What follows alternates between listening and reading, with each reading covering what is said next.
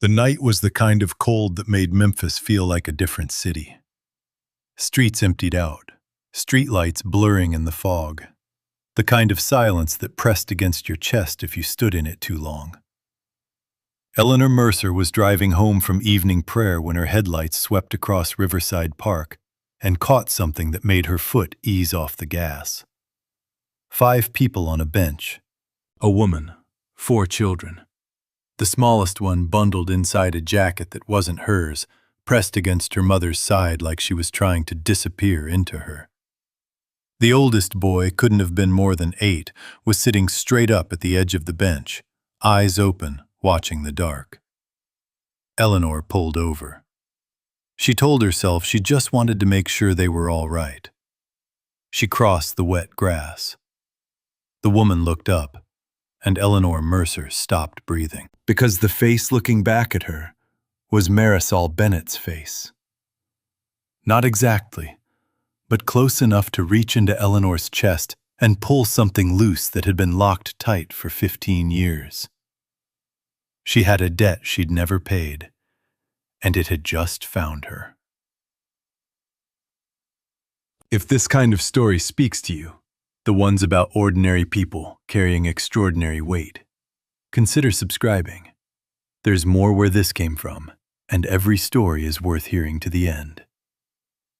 Denise Harper had never once asked for anything she hadn't already tried to earn. She was 34 years old, living in a 2-bedroom apartment on the south side of Memphis, with 4 kids and a budget that required her to know down to the dollar exactly how much was left in her checking account at any given moment.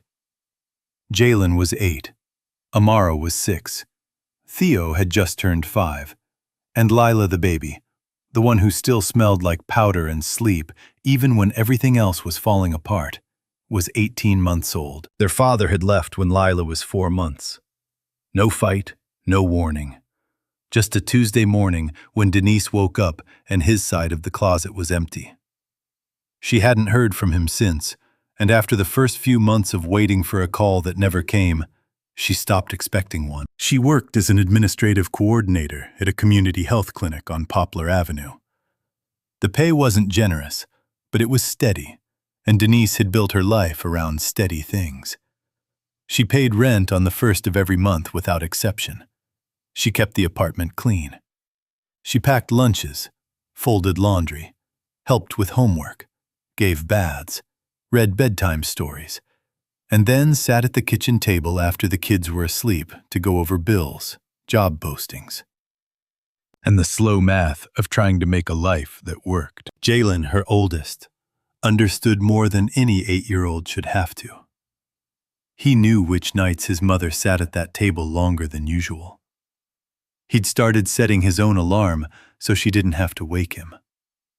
He helped Amara with her backpack, kept Theo from leaving toys on the stairs, and could heat up a bottle for Lila without being asked.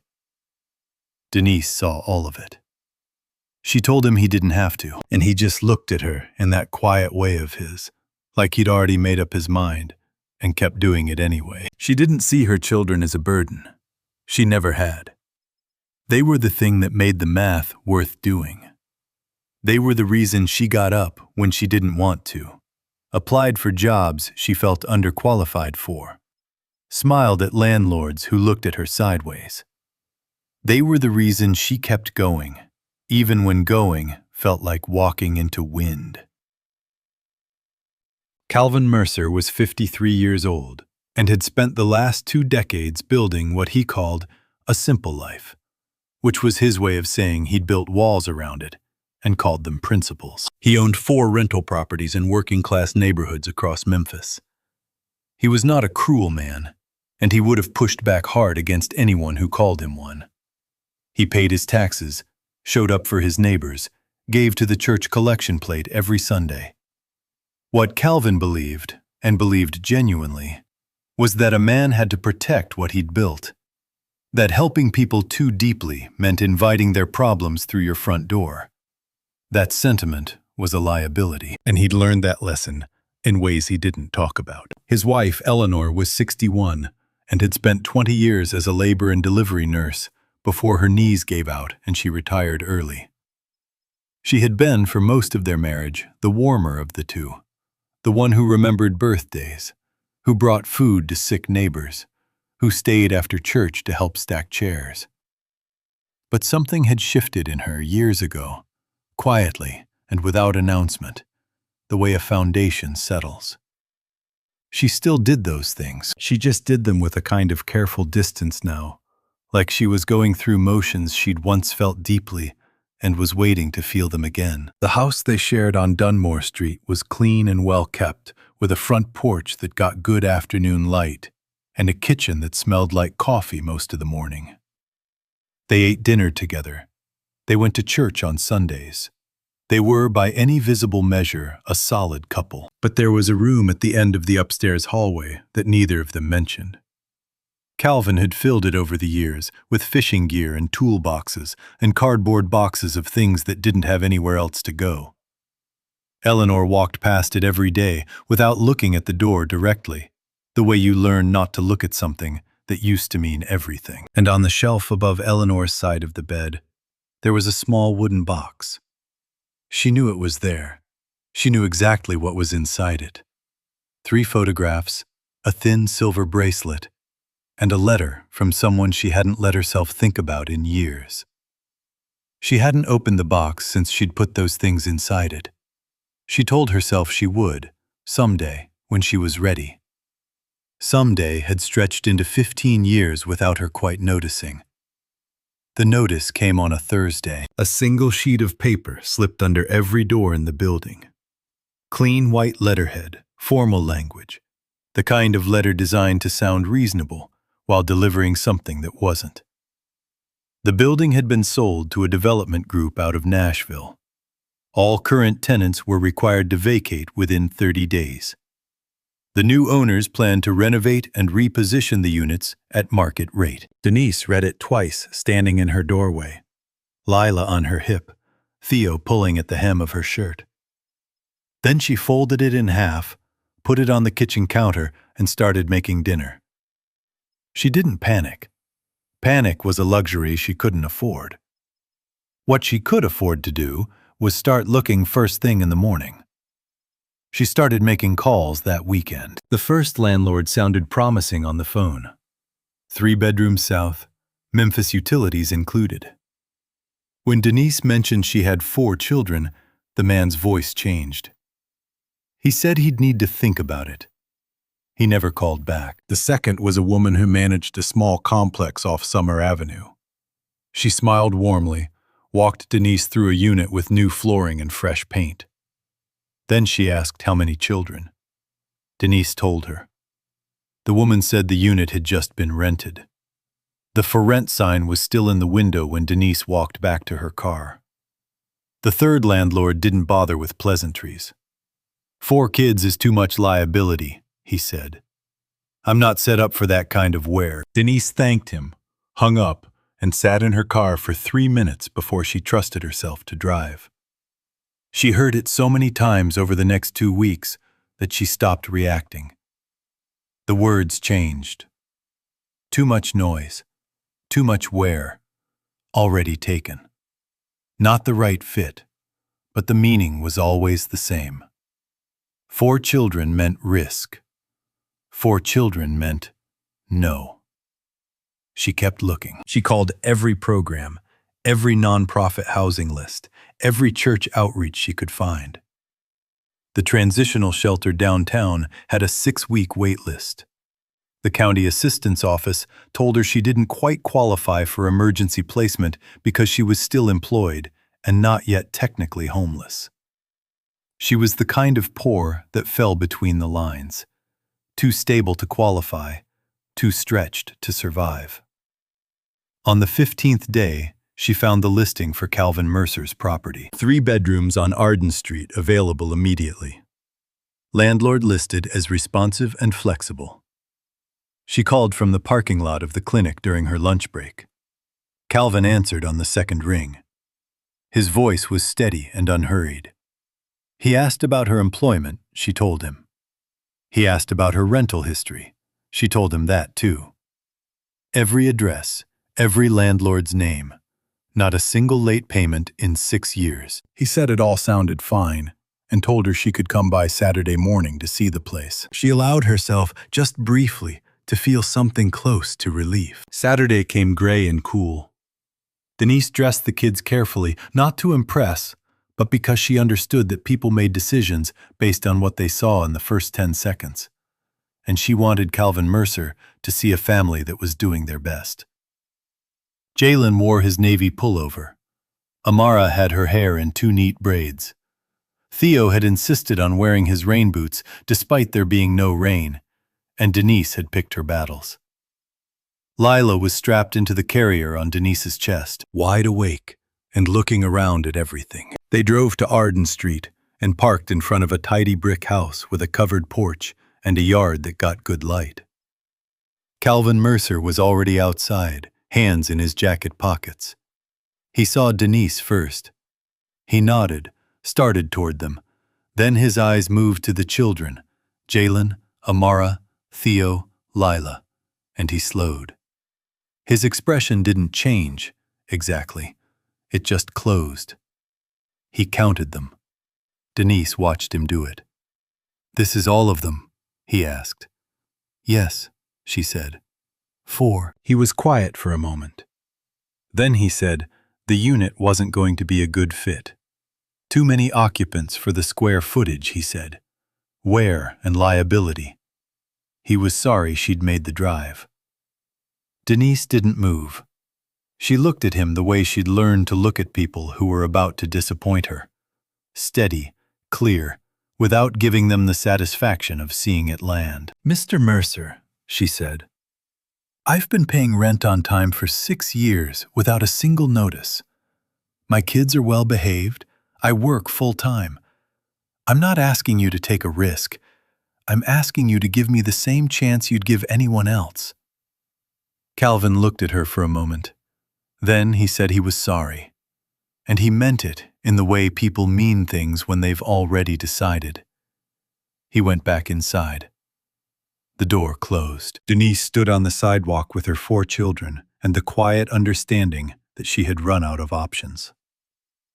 By Sunday evening, Denise had done the math 4 times and gotten the same answer each time. The shelter wait list was 6 weeks.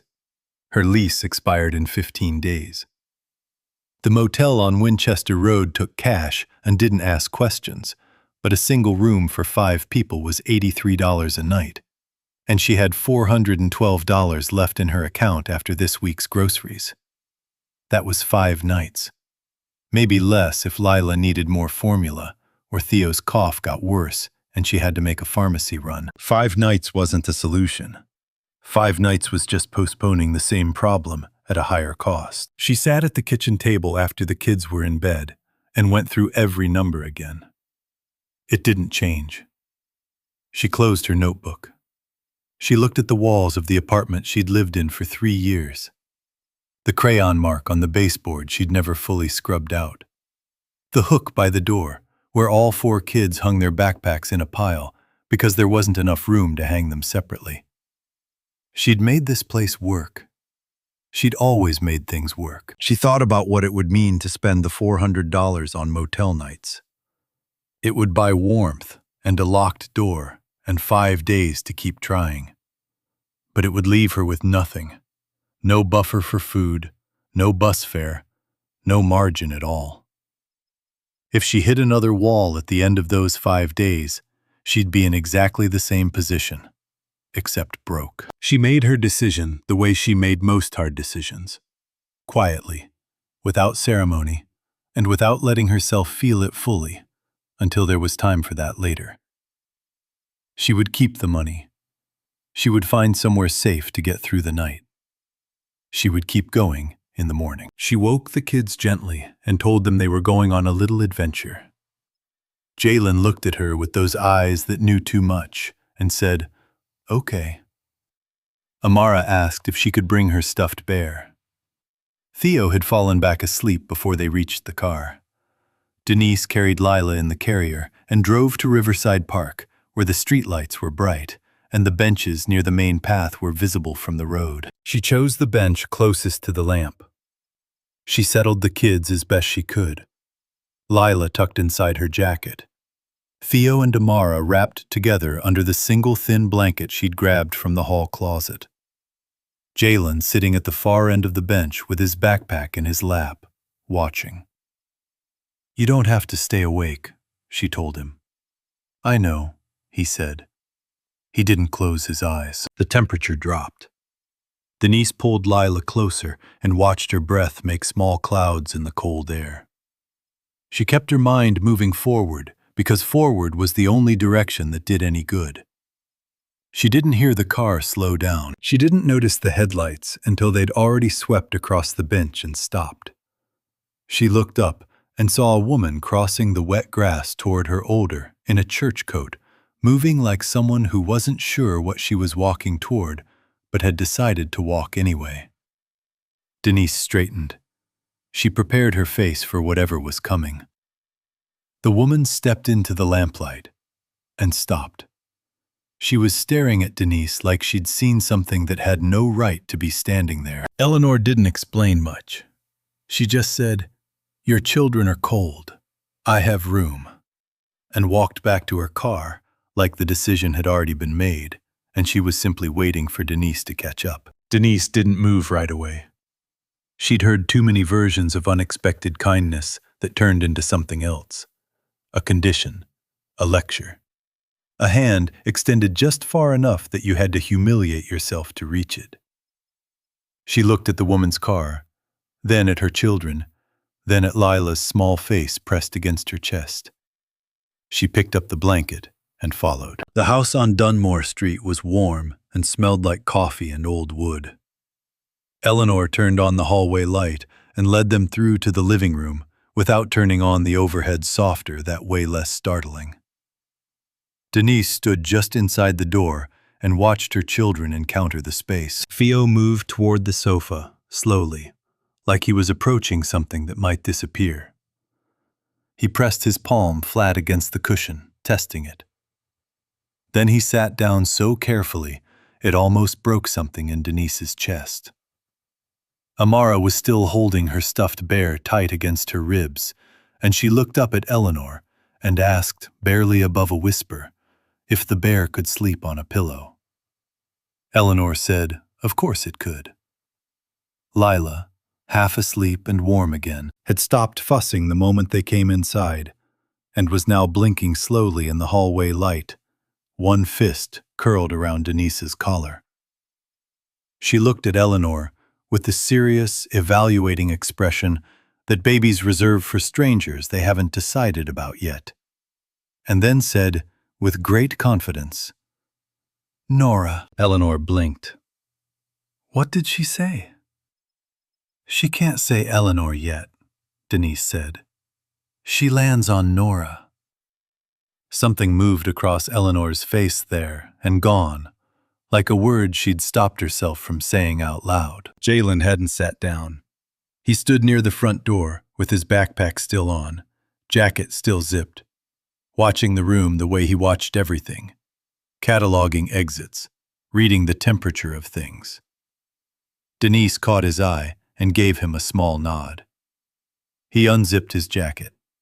He did not take off his shoes. Eleanor made up the guest room and the pull-out sofa without being asked and without making a production of it. She set out towels, found an extra blanket in the hall closet, heated milk for Lila without comment. She moved through her own house with the quiet efficiency of a woman who had spent decades taking care of people and hadn't entirely stopped even when she'd told herself she had. Denise lay awake long after the children were asleep, staring at the ceiling of the guest room, running through what came next. Calvin came home the following morning. He walked into his kitchen and found a woman he didn't know standing at the counter, pouring coffee. 4 children arranged around his breakfast table like they'd been eating there for years, and his wife nowhere immediately visible. He stood in the doorway for a moment. Then he went and found Eleanor in the hallway, and kept his voice low and even, because he was a man who prided himself on keeping his voice low and even. Eleanor listened to him finish. Then she said, "You closed the door on a mother with 4 children and put 5 people out in the cold. The moment you saw them and still closed that door, you made it our responsibility." Calvin said it wasn't their problem to solve. Eleanor said, "Some things don't ask your permission before becoming your problem." He stood there with his jaw set and his hands in his pockets. And after a long moment, he said they could stay a few days. That was all he was agreeing to. A few days while the woman sorted out her next step. He was not running a shelter. He was not making any promises. And he wanted it understood that this was temporary. Eleanor said she understood. That night after Calvin had gone to bed, Eleanor stood in the doorway of their bedroom and looked at the wooden box on the shelf. She'd known it was there for 15 years. But tonight, for the first time, she found herself thinking about what was inside it differently. Not as something to be avoided, but as something that had been waiting for the right moment to be opened. She wasn't ready yet, but she turned the thought over in her mind for a long time before she slept. Denise was up before anyone else every morning. She washed the dishes from the night before, wiped down the counters, folded the blankets from the pull-out sofa, and had coffee made by the time Eleanor came downstairs. She didn't do it to perform gratitude. She did it because she didn't know how to occupy space she hadn't earned, and this was the only currency she had right now. Effort, reliability, the small proof that she was not a burden if she could help it. During the day, while Eleanor watched the younger children, Denise worked the phones. She called every housing assistance line she could find, followed up on applications she'd submitted weeks ago, researched income-based apartment complexes on the far side of the county. She also spent an hour one afternoon on the community college website, reading through the requirements for a phlebotomy certification program. 12 weeks, evenings and weekends, clinical hours included. She could keep her day job. She'd come out the other side with a credential that meant better pay, more stability, a different set of options. She printed the application and put it in her folder next to the housing paperwork. She wasn't waiting to be rescued. She was building the next thing the same way she'd always built things, quietly, without announcing it. One piece at a time. The children settled into the house, the way children settle into things when they've learned not to trust that anything lasts. Carefully at first, then by degrees. Theo discovered that Calvin kept a jar of peppermints on the side table near the armchair and began appearing beside it with the patient, transparent hopefulness of a 5-year-old who hasn't yet learned to be subtle. Amara drew pictures at the kitchen table every afternoon, houses mostly, with smoke coming out of chimneys and stick figures standing in front of open doors. One afternoon, she handed Eleanor a drawing without explanation and went back to her crayons. It showed 7 people standing in front of a red house. Eleanor looked at it for a long time before she set it on the refrigerator. Lila continued to call her Nora. Eleanor had stopped correcting her after the second day. Jalen had finally taken his shoes off. It was a Tuesday evening when Eleanor asked the question. Denise was at the kitchen table after dinner, filling out the phlebotomy program application. Lila drowsing in her lap. Jalen working through a math worksheet beside her. Eleanor was washing the last of the pots, and the kitchen had settled into the specific quiet that comes when people have been around each other long enough to stop filling silence with noise. "What was your mother's name?" Eleanor asked. She kept her back to the room. Her voice was the careful kind, the kind that's working hard not to sound like it is. Denise looked up. "Marisol," she said. "Marisol Bennett. She was a nursing assistant, worked at St. Agnes for years. She passed when I was young." Eleanor turned off the faucet. She stood at the sink with her hands braced against the edge of the counter. Then she dried her hands, folded the dish towel, set it down with more precision than the action required, and said she'd be right back. She went upstairs. She stood in front of the nightstand and picked up the wooden box the first time she'd touched it in years. She carried it to the bed and sat down. Inside, 3 photographs, a thin silver bracelet, and a white envelope. The flap tucked in but never sealed. Eleanor had always assumed Marisol had forgotten to seal it before mailing it. Now holding it, she understood that Marisol had probably left it open on purpose. The way you leave a door unlocked for someone you're still hoping will come through. She opened the envelope. Marisol's handwriting was small and slanted slightly to the left, the way Eleanor remembered it. The letter was 2 pages. She read it slowly. Marisol didn't ask for forgiveness. She didn't relitigate the misunderstanding that had ended things between them.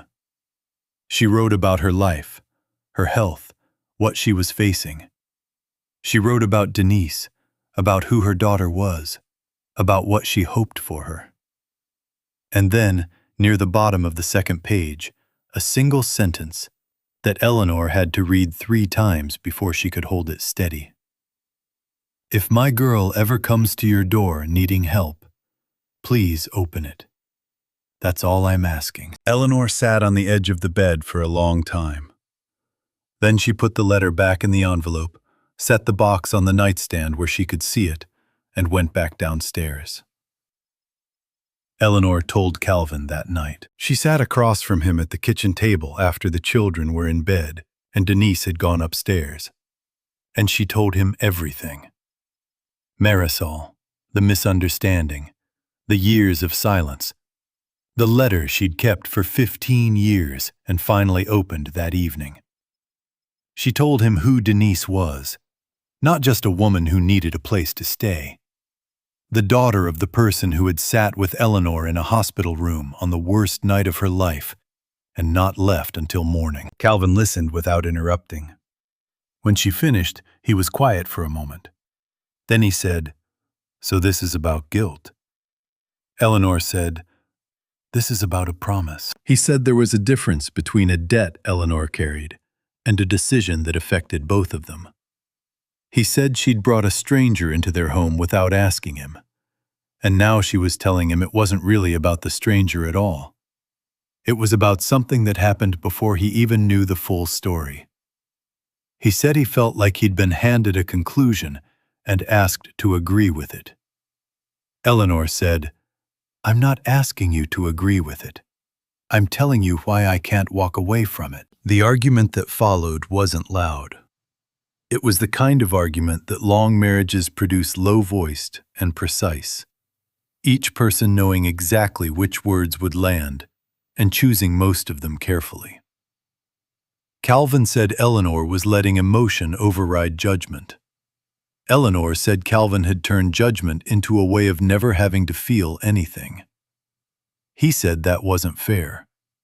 She said closing the door on a mother with 4 children wasn't fair either, and they could talk about fairness as long as they wanted. Then Calvin said the thing he hadn't meant to say out loud. He said he wasn't afraid Denise would take advantage of them. He was afraid of what happened after. The kids filling up the house getting comfortable, Jalen following him to the garage, Lila learning his name the way she'd learned Eleanor's. He was afraid of what it would cost him when they left. He'd already paid that cost once, and he wasn't sure he had it in him to pay it again. Eleanor looked at him for a long moment. She didn't say anything. She didn't have to. Denise heard enough. She hadn't meant to. She'd come downstairs for a glass of water and stopped in the hallway when she caught the shape of the conversation. She stood there long enough to understand what Calvin had said and what it meant.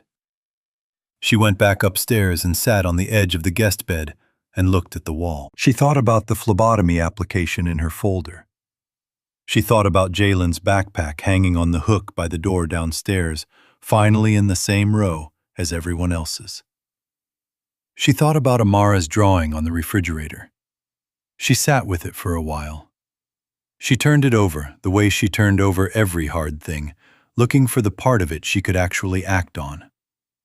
Then she went back downstairs and knocked twice on the kitchen doorframe. Both of them looked up. She stepped into the room and spoke before either of them could redirect the conversation. "I heard you," she said. "Not all of it, but enough." She looked at Calvin first, then Eleanor.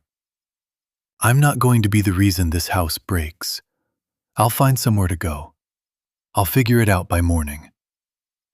Eleanor started to speak. Denise held up one hand, not sharp, just final. "I mean it. I'm grateful for what you've done, both of you. But I didn't come here to be a problem somebody has to solve." She looked at Calvin one more time and her voice stayed even. "I hope you figure out whatever it is you're carrying. I really do." Then she went upstairs. She was quiet about it, the way she was quiet about everything that cost her. She packed slowly, folding the children's clothes with the same care she always used, tucking Lila's spare pacifier into the side pocket of the diaper bag. She wasn't crying. She was doing what she'd always done when a door closed. She was already thinking about the next one. Jalen woke up. He always woke up when she was moving around at night.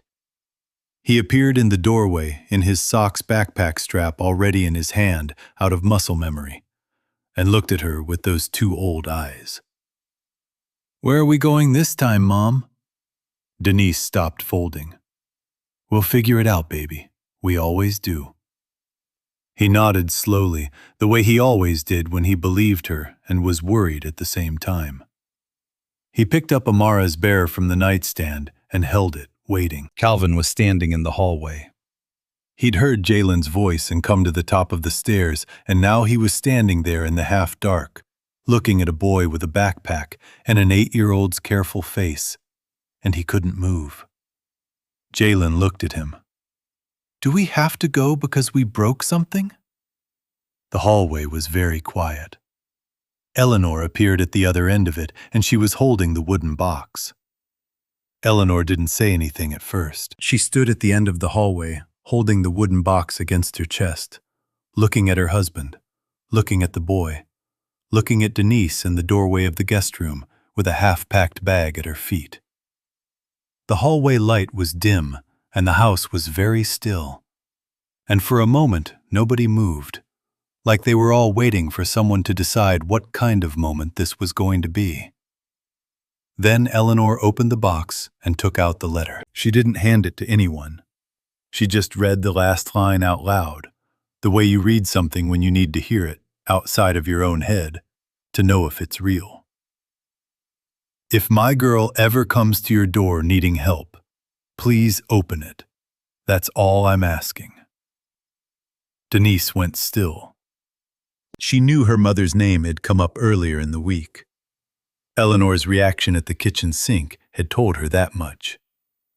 But hearing Marisol's words spoken out loud, in this hallway, in this house, at this particular moment, that was different. That reached somewhere she hadn't given anyone access to in a long time. She didn't cry right away. She stood very straight and very quiet. Then something in her shoulders gave a slow release, like a door coming off a hinge it had been pressed against for years. And she sat down on the edge of the bed and put her face in her hands. Jalen set down Amara's bear and went and sat beside her without a word. He pressed his shoulder against hers and stayed there. Calvin hadn't moved from his spot in the hallway. He was looking at Jalen, at the automatic way the boy had crossed the room and taken up his position beside his mother, like a person who had learned early that love was mostly about showing up and staying. He was looking at the backpack still looped over the boy's wrist. He was looking at the careful, exhausted face of a child who had asked without any drama and without any accusation whether they had to leave because they'd broken something. Calvin thought about the room at the end of the hall. He thought about the way he'd filled it, not to store things, though that was what he told himself. He'd filled it because empty was unbearable. Because an empty room with yellow walls and a window that got afternoon light was the kind of thing that asked questions he didn't have answers to.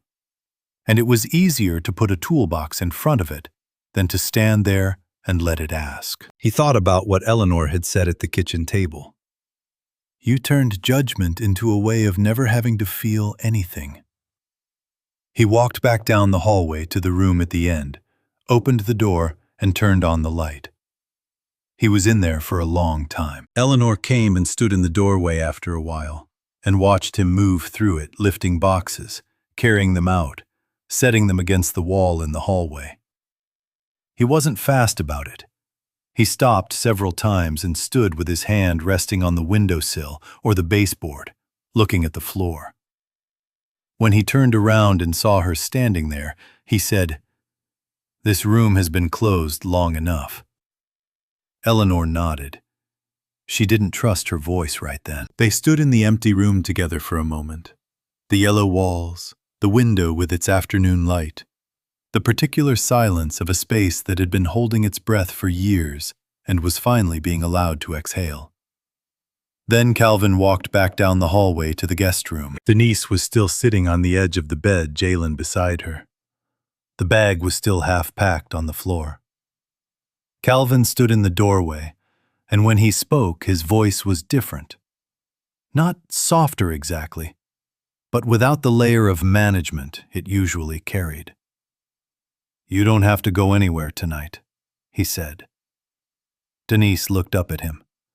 Her eyes were clear and direct, and she didn't rush to respond. "That's not enough," she said quietly. "Not after everything. I need to know why you're saying it."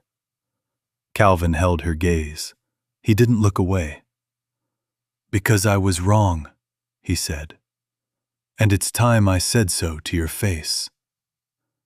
Calvin didn't make a speech. He pulled the chair from the corner of the guest room and sat down across from Denise. And he talked the way men like him talk when they finally run out of ways to avoid something slowly, without decoration. Looking at his hands more than at her face. He said he'd seen her on his porch with 4 children and made a decision in about 10 seconds. He said he'd told himself it was practical, that it was about liability and square footage, and where, that he was protecting what he'd built. He said he'd believed that mostly until he was standing in a hallway, looking at an 8-year-old boy, who wanted to know if they had to leave because they'd broken something. "You didn't break anything," he said. "I was already broken when you got here. I just had it arranged so it didn't show." Denise listened. She didn't fill the pauses. He said he knew this didn't fix the night he'd closed the door. He said he wasn't asking her to pretend otherwise. He was asking if she'd let him do better than he'd already done. Not because of Marisol. Not because Eleanor needed him to. But because those 4 children deserved to be looked at like people. And he hadn't done that. And he was going to have to live with that, regardless of what she said next.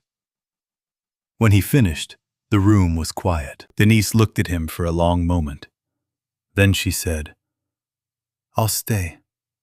But I'm not staying because you feel bad about it. I'm staying because my kids need a roof, and I'm going to keep working until I can get us our own. And when I do, I'm going to walk out of here the same way I walked in without owing anyone anything I didn't agree to." Calvin nodded. "That's fair." "I know it is," she said. Eleanor brought the letter downstairs that night and sat with Denise at the kitchen table after the children were asleep. She told her about Marisol, not everything at once, but the parts that mattered most. How they'd met during Eleanor's first year as a labor nurse.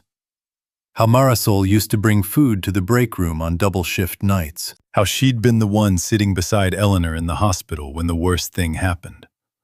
The one who hadn't flinched or offered useless comfort, but had simply stayed, hour after hour, until there was nothing left to wait for. She told Denise about the misunderstanding and about the letter she'd received and never opened, and carried around for 15 years like a stone she'd grown too used to put down.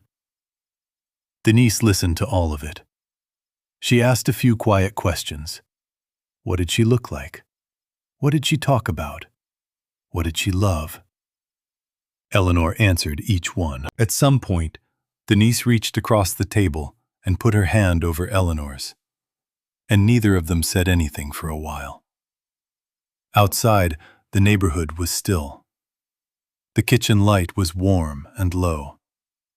It was the kind of quiet that doesn't need to be filled. She would have liked you, Eleanor said finally. She liked people who didn't quit. Denise looked down at the table. She didn't get to see much of that. No, Eleanor said. But I have. The weeks that followed moved the way real change moves, not in a single dramatic shift, but in accumulation and small things that added up. Denise enrolled in the phlebotomy program. She studied at the kitchen table after the kids were in bed, her textbooks spread out beside Amara's crayon drawings and Jalen's math worksheets.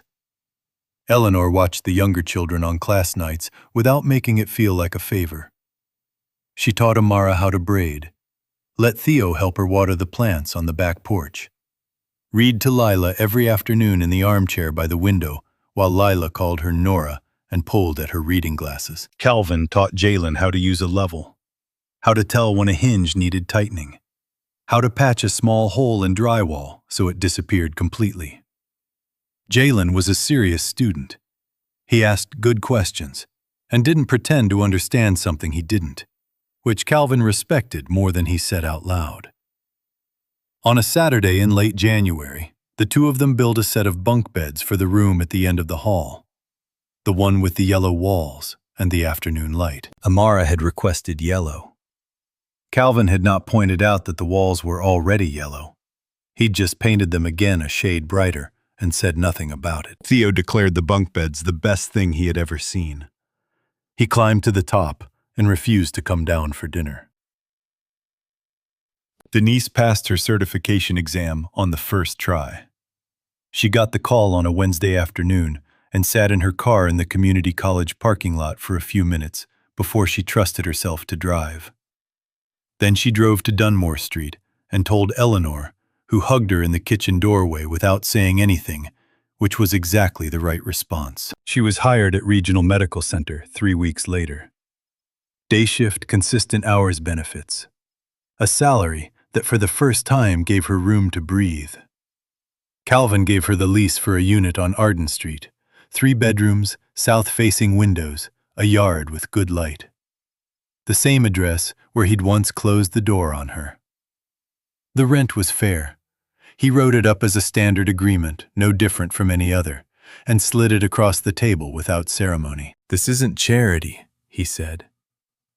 "I know what it is," she said. She signed it. He also changed how he reviewed rental applications after that. He stopped automatically rejecting single parents. He stopped treating children as a liability column. He started sitting down with people asking about their situations, listening the way he'd stopped listening somewhere along the way. It wasn't a dramatic announcement. It was just a quiet shift in the way he did things, the kind of change that doesn't make news, but makes a difference to the people on the other side of it. Moving day was a Saturday in early March. The kids carried boxes with the seriousness of people performing an important task. Jalen organized. Theo carried things that were too light for the effort he applied to them. Amara walked through each room of the new apartment and assigned it a purpose before anything was unpacked. Lila toddled from room to room, pulling open cabinet doors and closing them again, delighted by the mechanics of it, claiming each one. When the last box was in, Jalen stood in the middle of the bedroom he'd share with Theo and put his hand flat against the wall, the same way Theo had touched the sofa on that first night at the Mercer house, and said, "Is this really ours?" Denise said, "Yes." He nodded slowly and went to help unpack. Amara set her stuffed bear on the windowsill with careful deliberateness, positioning it so it faced the room. Theo found the drawing, 7 stick figures in front of a red house, and taped it to the refrigerator before the kitchen was even half unpacked. Lila stood in the middle of the living room, looked around at all of it, and said, "Nora, we'll see her Sunday," Denise said. Lila appeared to find this acceptable. Calvin stood on the sidewalk outside and watched the lights come on in the apartment windows one room at a time as the afternoon dimmed toward evening. He thought about the night he'd stood on his own porch and looked at a woman and 4 children and seen risk, liability, complication, all the reasons a practical man closes a door. He thought about what it had cost him to be that man, not in money or property or any of the things he'd told himself he was protecting, in the slow compounding interest of a life lived at a careful distance from anything that might ask something real of him. The lights were all on now. He could see Jalen's shadow moving past the window of the front bedroom. He could hear faintly Theo laughing at something. Eleanor came and stood beside him. She put her hand in the crook of his arm, the way she had when they were younger, before everything that had made them careful. He covered her hand with his. They stood there until the cold made it impractical, and then they went home to a house that was quieter than it had been 2 months ago, but no longer felt empty in the same way. Calvin had not put anything back into the room at the end of the hall. He'd left it the way he and Jalen had left it on moving day, bed frame disassembled, walls freshly yellow, window catching the last of the winter light. He wasn't sure yet what it was going to be, but he was done locking it. There's a version of this story where Calvin never opens the door, where Eleanor drives past the park and keeps going, where Denise and her 4 children disappear into the gap between the systems that were supposed to catch them, too stable to qualify, too stretched to survive. That version happens every day, in every city, to people who are doing everything right and still can't get a door to open. What made the difference here wasn't luck. It was one person, Eleanor, who saw a face in the lamplight and chose not to keep driving. And then another person, Denise, who refused to let being helped turn her into someone who stopped helping herself. The doors we close are usually about fear. Fear of risk, fear of cost, fear of loss. And the doors we open, really open, not just crack, are usually about something we owe. Not to the person standing in front of us necessarily, but to the version of ourselves we still want to be. If this story meant something to you, consider passing it on. And if you haven't already, subscribing takes 1 second.